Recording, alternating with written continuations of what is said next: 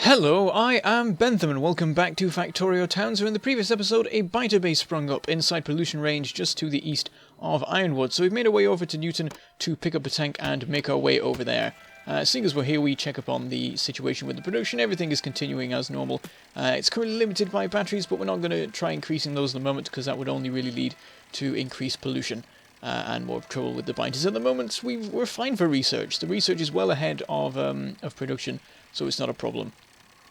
Anyway, the Newton tank is the nearest one we have available. Usually we don't have any attacks up in the northeast, so it's not a problem, and this is a bit of an exception. This is, I think, maybe the first time a biter base has actually been built in this area, and usually we just have no trouble at all from them, with there being pretty much no pollution. What little pollution Ironwood does produce is immediately absorbed by all the trees in the town, and I'm glad I kept those in place, though really we've had so little production that it probably wouldn't have made a difference anyway. So we start advancing into this base. It's not particularly big, but the turrets take quite a beating. We lose one or two, and we just get them replaced. But it shows that the biters are continuing to advance, even though like the bases are similar sizes to before. There are higher and higher proportions of big biters and big spitters in what we're dealing with, and it's becoming more and more difficult to sort of, well, keep your turrets alive. So far it's not too much trouble actually attacking the bases, but like they're doing a better and better job of actually like fighting back against the turret creeping. And if it wasn't for the turrets, I'd have no chance against the biters at this point. I definitely would need a power suit. We need to see about getting that working. I'm not sure how we're going to do it. We need to build a town for it somewhere. But anyway, there are some attacks going on down in the southwest, but I decided to leave those for the moment and try and take out this base here as well. This one is outside pollution range, but the pollution is very, very close. And it's possible that occasionally it is actually being absorbed by the base, which means that they could be slowly building an attack force and slowly getting angry about the situation. In which case I wouldn't be too surprised if they launched an attack on Ironwood, in which case Ironwood would probably fall. I think there are only 2 turrets in place. The walls are incomplete, so the biter could easily just run around the walls, take out the turrets instantly, and we'd be in all sorts of trouble. So we'll take no chances, and we'll push them back here. Only thing is, this is quite a large base, not as big as the biggest one we dealt with, but it's definitely up there, and we're going in with rows of 4 turrets this time to make sure we can keep control of the situation. Fortunately, I got the angle a bit wrong, and so they keep attacking one end of the line before any other turrets, and it's suffering quite a bit. It even runs out of ammo at one point when all the others are still in a pretty decent situation. And I try and fix it by sort of changing the shape of the wall a bit, adding in another turret to sort of help it, but ultimately we just need to kill the biters. So we're taking steady steps with it being such a large base. We want to take things a little bit at a time, just run in, take out a base or two, and go from there. And I'd like to go quicker, but it always puts the tank in danger. And also, we want to look at sort of more using what is it called? Poison capsules. We're going to use poison capsules more often, I think, because we're really burning through ammo a lot at the moment. You can see the turrets are going crazy with how much they're having to deal with the biters. And it's becoming a bit dangerous because they're all running out of ammo so quick, and I'm having to keep an eye on that. So I end up advancing the wall rather than resupplying them because it's a little bit easier, and then I have a full line of turrets with 25 ammo in each again. And also I can reposition it to make sure they're all at the right angle and everything like that. And things come a little bit easier. They stop attacking one place over and like one turret over and over again. And as the sun rises, we get a better idea of the battlefield, and we're able to launch a bunch of poison capsules and just take out all the worms at once, and save on other things. So it does use a huge amount of coal. It's like 1 coal per 1 poison capsule, and you need like at least 3 to do some serious damage to the worms if there's big ones around. I forget what the exact numbers are. I think it might be 4. Like a direct hit with 4 capsules is probably enough to take out a big worm, but if you use 5, then you're more likely to take them out on the fringes as well. Anyway, this base does have a sort of secondary component to it that's a little bit separate, but I decided to just leave that. That is a lot further away from the pollution, and there's a few trees in the way, so it's probably not too much of a problem. But seeing as we're here, we'll make our way up to Ironwood and see if it's actually even doing anything. I'm not sure, but it looks like there is a bit of iron being used, I think. It's being taken to Frackham to be used for batteries. I think it's something like that. So there's very little actually being mined and smelted and everything. Just enough to keep like the machines from rusting up, that sort of thing. But that's all fine as long as there isn't any particular demand for iron. that town will stay quiet. But at some point we'll have one base or another run out of its iron supply, and then suddenly everything will have to kick in there if we want to keep things running. And it'll be interesting to see just how far the pollution gets, how much the biters react, because there are a lot of trees around there, and things should be better, but the biters would still end up being in range, and we'd have to do something about the defensive systems. Speaking of defensive systems, we have an explosion over in Chipton West. Luckily, by car, it is a very short journey over to it, because we've got the sort of weird rail structure where, like, I keep forgetting how close Chipton is to Newton. I imagine them as miles away, because it is by train, but it's actually a very short distance as the crow flies. But we get things fixed up. There was just like one turret that got blown up. We get that repaired. But before we go and deal with the biters in the southwest, we want to go back to Fortin for a resupply. The car did have a few stacks of ammo handy, but I didn't want to go in and take out 2 bases and then have to turn back because we'd run out of materials again. So I just decided to resupply fully, and then we'll have like maybe as much as 20 ammo, like 20 stacks of ammo, that is, to make use of, and then we don't have to come back here every 2 seconds. And of course, as the production continues to improve, we can stock up on more and more each time without using up everything that's available. And soon enough, we should be able to start using the train. We'll sort of integrate towns into the sort of automatic delivery system one by one to keep things from to keep the system from getting like overtaxed, burned out, something like that.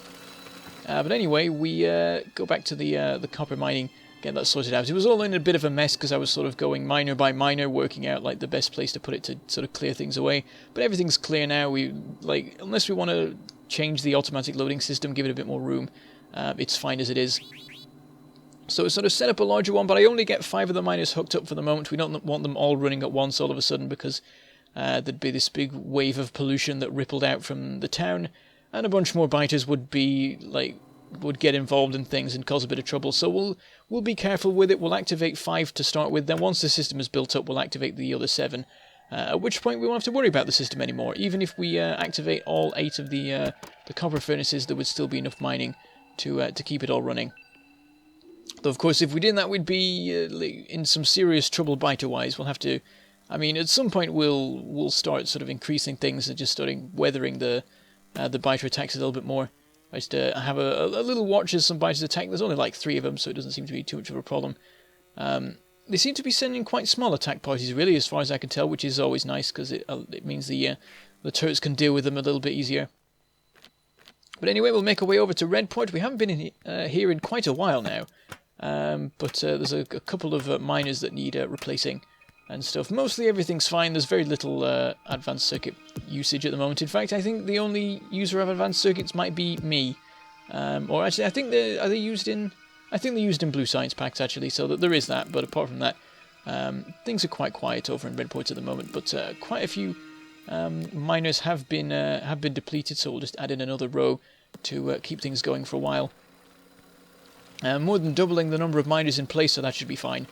And we'll get back to dealing with the biters. And we're having to do that quite a lot in the last couple of episodes. They've really been causing us trouble, but we are making progress. We've cleared them out in pretty much the entirety of the east. There is just 1 or 2 more bases that we need to deal with, and we'll deal with those now. There's a lot of work that needs doing in the southwest, but I sort of want to get everything else sorted out first, and then we can just deal with it in one go with no distractions and things like that. Though it is a little bit risky. They are currently very close to Chipton, and they're also launching attacks on Flaskmere, I think, or maybe they're just sort of setting up close to it, but going for Chipton because it's a more important target. Flaskmere at the moment is probably quite quiet and not gathering too much interest from the biters. But yes, there are 2 more bases down in the southeast. We'll get these dealt with, and then the east is completely clear and should be for a short while. There are a couple of bases that are a little bit closer to the edge yet, so we'll keep an eye on those. We might need to do one extra mission like in the next episode just to make sure that they're okay. But then pollution doesn't seem to be expanding that much at the moment. So it shouldn't be too much of a problem, though. Of course, I did sort of recently increase the production of steel and things like that for the blue science, and that got things moving a little bit quicker, but we've probably already seen the effects of that. Anyway, that base wasn't too difficult to deal with. It was relatively small, and I think there weren't many worms to it. Or if there were, I used poison capsules. That's the basic way it works now. Either it's easy one way or another, and it will go over to this one. Right down in the south. This is sort of at the edge of the jurisdiction of the Newton. What is it? Yes, Newton. I'm forgetting all the names of my towns now. I was thinking it was called Newport a minute ago, but this is sort of the last one, the last base that this tank has a sort of duty to deal with, and then it's sort of like that lake just to the west of our location is sort of the boundary. And it pretty much goes right down the middle, actually. In fact, it does. You can see it lines up with the rail line there, which it can probably be considered to be the sort of midline of the county as things currently stand. At which point we switch over to using the Chipton tank, so we don't end up with all the tanks in the wrong places and things like that. So this one's a little bit more of an issue. I think they take out some turrets and things again, as they're doing quite a lot nowadays. I'm seeing very few small and medium biters, and I'm getting quite worried that behemoths are right around the corner. Took a bit of a risky run there, nearly got the tank blown up, and one of these days I'm going to end up doing that and being in all sorts of trouble. Which is why we need a power suit, so that when I end up falling out of my exploding tank, I'm not in a very, like... I end up being stronger than the thing that I was in and stuff like that. That usually helps. But we'll take out the remaining worms there. I think there were 3 big worms there, which is why I had so much trouble and the tank nearly got blown up, because they just deal so much damage just as you're going past them. But we got that dealt with, and that is the entirety of the east side of the pollution range. Nice and clear.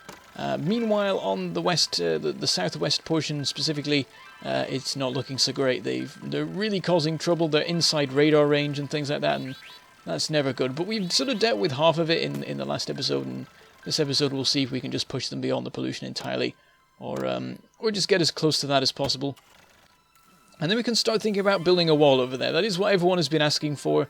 I sort of put it to a sort of vote. I didn't actually have any sort of numbers to it, but it does seem like everyone, well, the vast majority are in favour of hunkering down and starting to defend rather than keep attacking and stuff like that. So I need to start working out what I'm going to do for a town over there, because I want there to be some sort of town in the centre of whatever defensive wall I set up.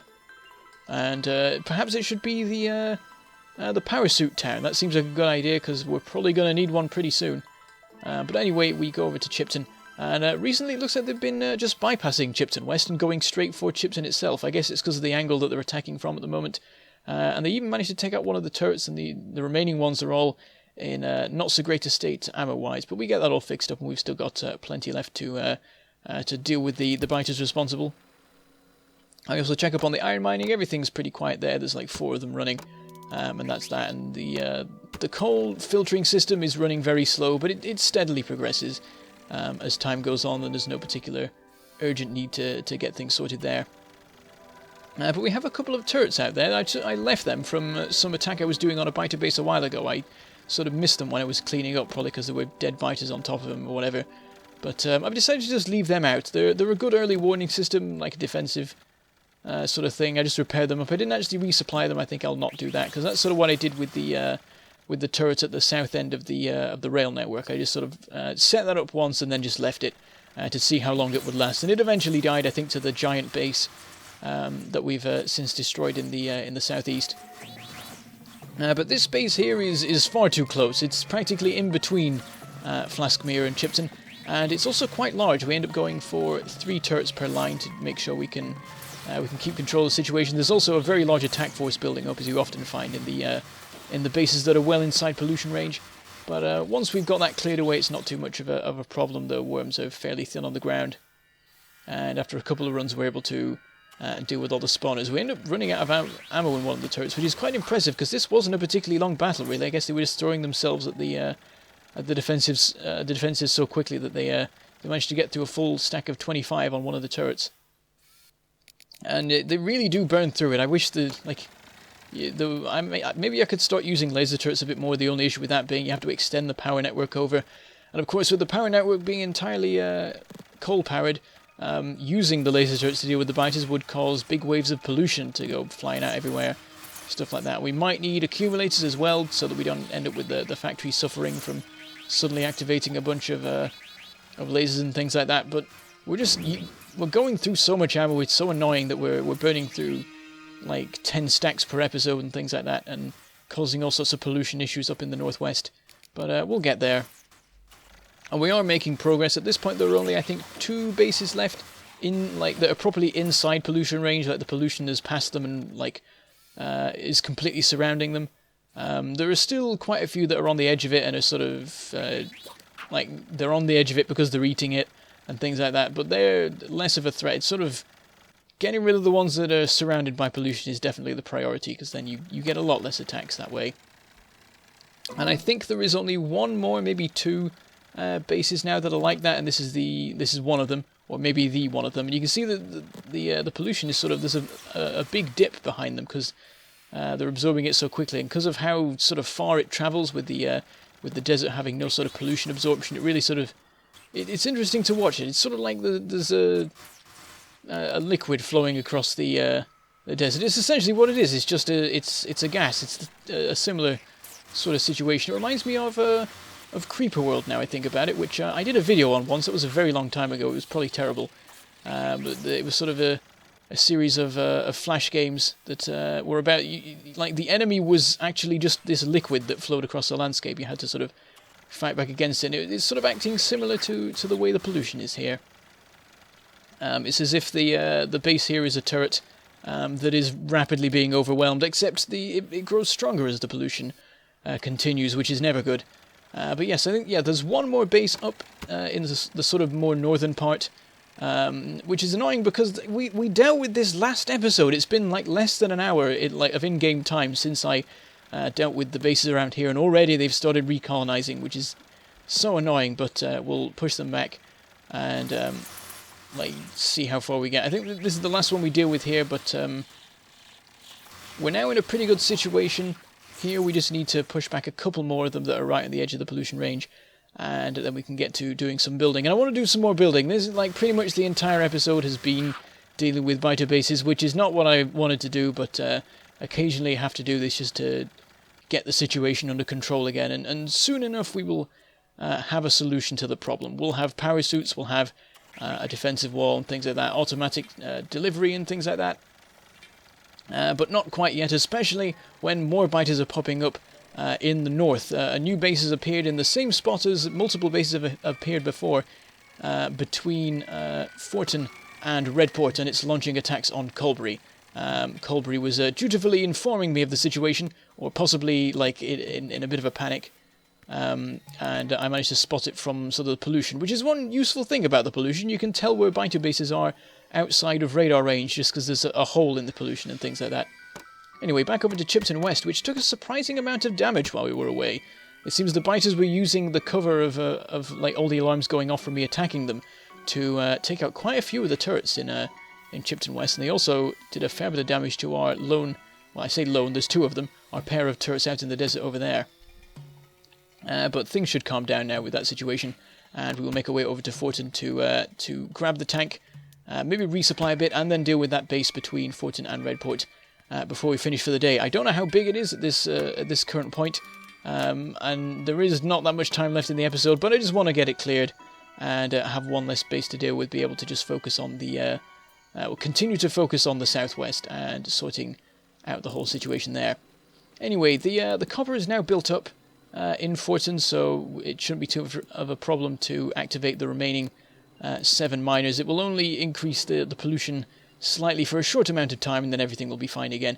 We'll also put in a belt balancing system, seeing as the belts aren't quite right there. There's more going on the lower half than the upper half, though I think the ore is being taken from the lower half quicker anyway because of the position of the smelters. But anyway, our last order of business for today, we will attack this base up here, and immediately they managed to blow up one of our turrets. It turns out I set up my first line a little bit too close. I usually like to set them up beyond the biter's range so that I have a bit of a backup for the next line, but it seems like one of the biters had just ventured a little bit too far, and there was and so they all came flying in. But we continue with our advance, and it's actually quite a large base, bigger than I was expecting, so it's going to be a bit of trouble, but we just use rows of 3 turrets to help with the defences.